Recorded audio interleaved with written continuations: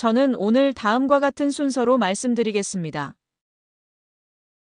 영상의학 분야에서 다음과 같은 부분에서 AI 도움을 받을 수 있습니다.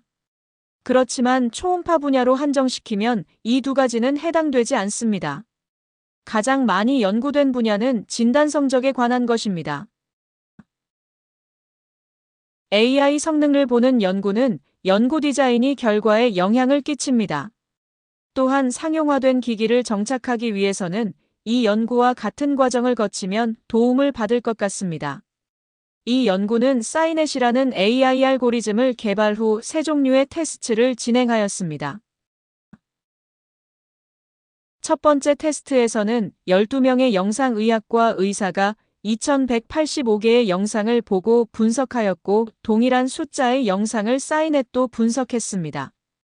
보시는 것처럼 의사들의 성적을 80점대 중반이라고 본다면 AI는 90점대 초반입니다. 연구에 참여한 의사들에게 본인의 성적과 AI의 성적을 알려주었습니다. 즉 의사들은 사이넷 성적이 더 좋았다는 것을 알고 다음 테스트에 임하게 되었습니다. 두 번째 테스트는 12명 의사들이 1754개의 영상을 판독하고 이후 AI 값을 확인한 후 최종 판독하였습니다. 의사들 단독보다 AI 도움을 받은 후 진단 성적이 더 좋았습니다. 세 번째 테스트에서는 366개의 영상과 비디오 영상을 보고 의사들이 판독을 한 후 AI 값을 확인하고 최종 판독하였습니다. 역시 AI는 진단 성적에 도움이 되었습니다. AI를 사용할 때 우리가 AI 예측이 정확할 때는 이를 받아들이고 잘못된 예측을 무시한다면 가장 좋은 결과에 이를 수 있습니다.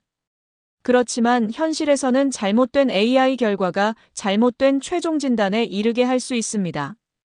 이 테이블은 의사가 처음에는 잘 판독했는데 잘못된 AI 결과를 참고해서 최종 진단이 잘못된 경우를 보여줍니다. 따라서 AI를 임상에 적용할 때는 유저가 본인의 상황에 맞게 최적화할 필요가 있습니다. 저희 연구팀이 개발한 AI를 이용하여 중등도 경험의 의사들에게서 그 유용성을 보았습니다. 일부 의사들에게는 AI가 진단 성적을 향상시켰으나 어떤 경우는 AI로 인해 모든 진단 성적이 떨어지기도 하였습니다. 상용화된 AI의 경우도 AI 도움을 받고 진단 성적이 더 좋아지기도 했으나 어떤 연구에서는 AI를 사용해서 정확도가 떨어지는 경우도 있었습니다. 정리를 하면 AI를 임상에 적용할 때는 각자의 환경에 최적화하여 지속적 모니터링을 하면서 사용해야겠습니다. 연구용으로 개발된 AI와 의사들의 진단 성적을 비교하면 AI가 성적이 더 좋거나 경험 많은 영상의학과 의사들과 비슷한 성적을 보여주었습니다. 그런데 상용화된 AI를 사용한 많은 연구들이 의사의 성적이 AI보다 우세하였습니다. 이런 결과는 다른 영상의학 분야에서도 지적되고 있습니다. 개발 당시 AI 성능이 실제 현장에서 보장되지는 않으므로 사용자가 AI 성능에 대해 지속적으로 관심을 가져야 한다는 내용입니다. 갑상선결절 초음파 진단에 있어서 AI가 업무 효율성에 도움이 되는지를 생각해 보겠습니다. 실제 AI 프로그램을 어떻게 사용하는지 보여드리고 같이 생각해 보겠습니다.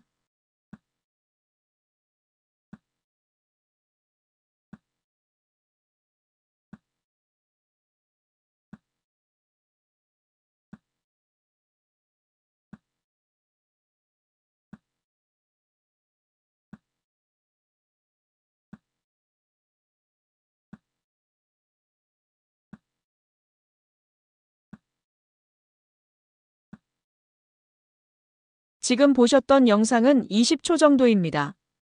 팍스에 AI가 연동되었을 때 예상되는 시간이고 연동되지 않는다면 수분이 걸릴 것 같습니다. 혹시 S-디텍트를 사용하셨던 선생님들은 실제로 시간이 더 걸렸던 경험이 있으실 것 같습니다. 팍스에 연동되지 않을 경우 시간 절약을 위해 간단하게 핸드폰으로 모니터 영상을 찍어 AI 값을 구하면 실용성이 뛰어날 것 같아 연구를 진행하였습니다.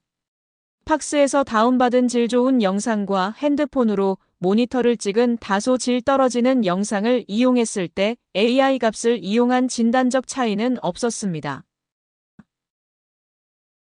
AI가 진단 성적에 도움이 될 가능성은 있지만 항상, 언제나 모두에게 해당되지는 않습니다.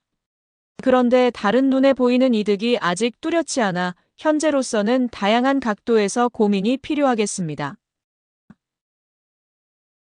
여러 가지 AI가 개발되었지만 AI를 이용해서 비전문가가 전문가와 같은 역량을 가질 수는 없습니다. AI를 잘 이용하기 위해서도 사용자 자신이 학습되어 있어야 합니다. 여러 학습 자료들이 있지만 지금까지 널리 받아들여지는 방식은 경험 많은 의사로부터 하나하나 도움을 받는 방법입니다. 전통적 학습의 가장 중요한 팩터는 교육자인 의사의 노력과 경험입니다. 많은 경험이 진단을 잘하게 하지만 반드시 그런 것은 아닙니다.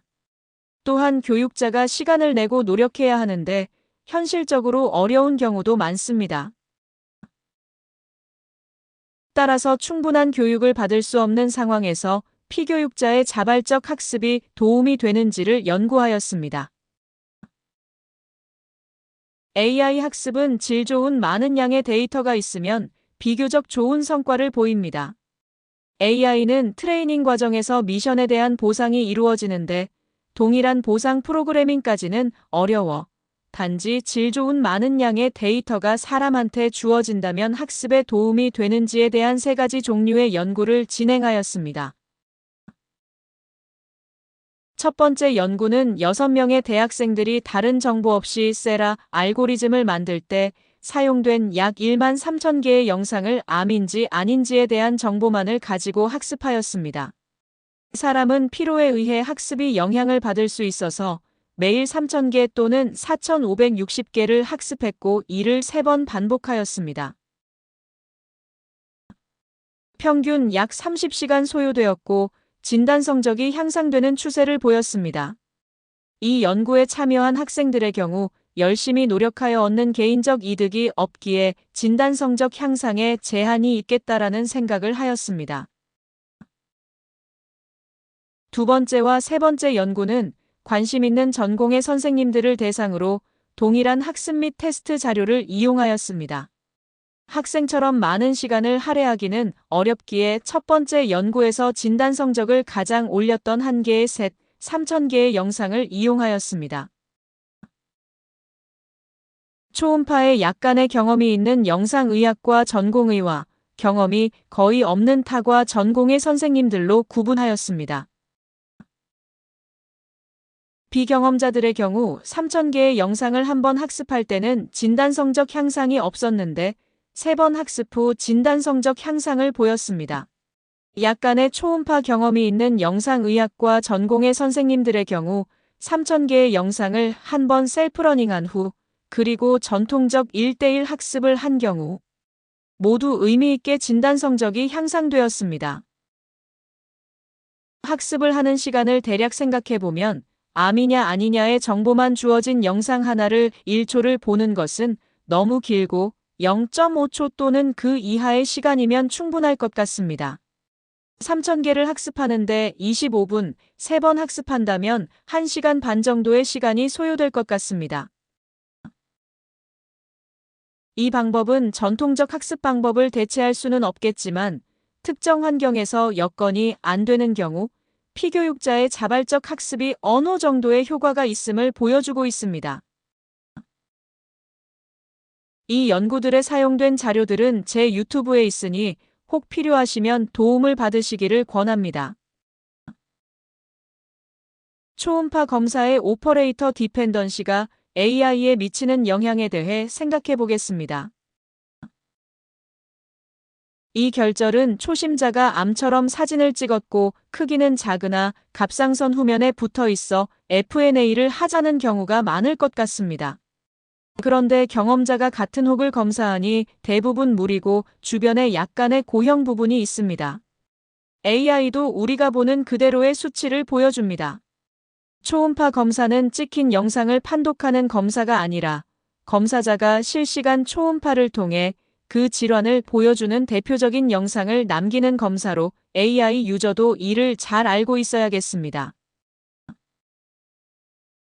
현재까지 갑상선결절 진단을 하는 AI는 결절이 갑상선혹이라는 가정에서 결과치를 보여줍니다.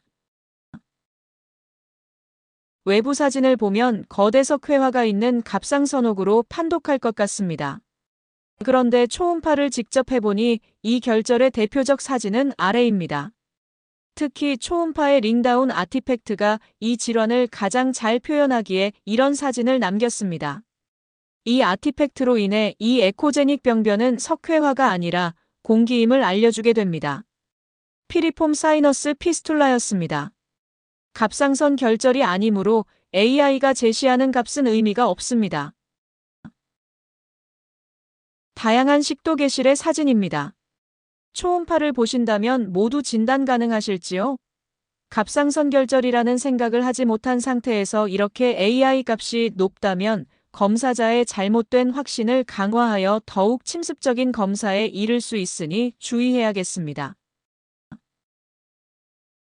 정리하면 AI를 사용할 때 초음파 검사의 특성을 잘 알고 갑상선 주변의 정상 해부학 및 이와 관련 있는 질환을 잘 알아야겠습니다. 다들 예상하시는 것처럼 저도 언젠가는 결국 전자동화가 될 것이고 여기에 정밀의학 또한 포함될 것 같습니다. 최근 중국에서 파러스라는 전자동화 갑상선 초음파에 대한 보고가 있었습니다.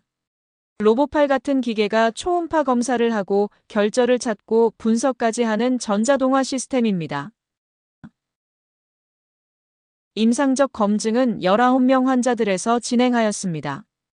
의사는 17명에게서 혹을 찾았는데 파러스는 13명만 찾았습니다. 즉 파러스는 4명 환자의 결절을 놓쳤습니다.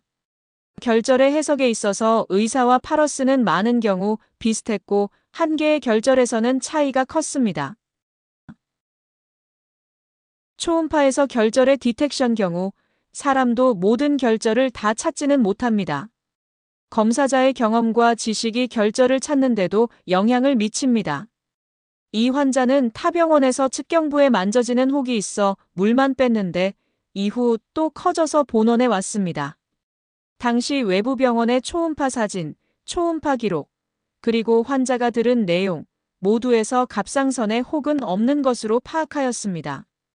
그렇지만 지식이 있는 의사라면 이 초음파 사진을 보면 갑상선암의 임파선전이 가능성을 생각할 것이고 갑상선 초음파할 때 결절이 있을 가능성이 상당히 높다라는 예측을 가지고 초음파에 임하게 될 것 같습니다. 본원 초음파를 보여드리겠습니다.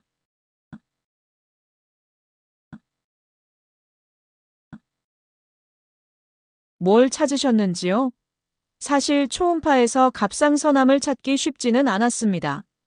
그렇지만 갑상선암이 있을 가능성이 높기에 다른 검사보다 더 집중도를 높여서 검사를 하여 결절을 찾았습니다. 지금 이 횡단면 사진이 이 결절을 가장 잘 보여주는 사진입니다. 결절이 대부분 아이소에코익하고 내부 약간의 에코제닉 포사이가 보이기에 통상적으로 스윽 프로브를 내리면 놓칠 수 있을 것 같습니다.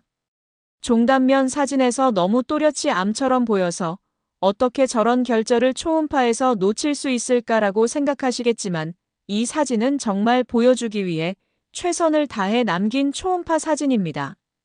이 결절은 찾기 어려운 혹이었고 아마 파러스도 의사도 찾기는 쉽지 않을 것 같습니다.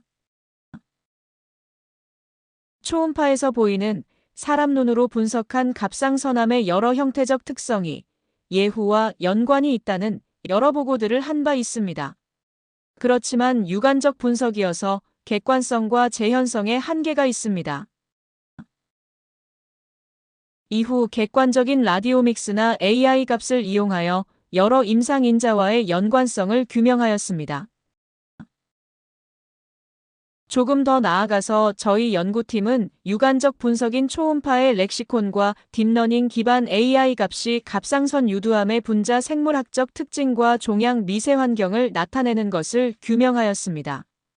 아주 최근 중국에서는 딥러닝 기반의 라디오믹스를 이용한 DLRL이란 지표를 개발하여 종양 표현형이나 여러 예후인자와의 연관성을 예측했습니다.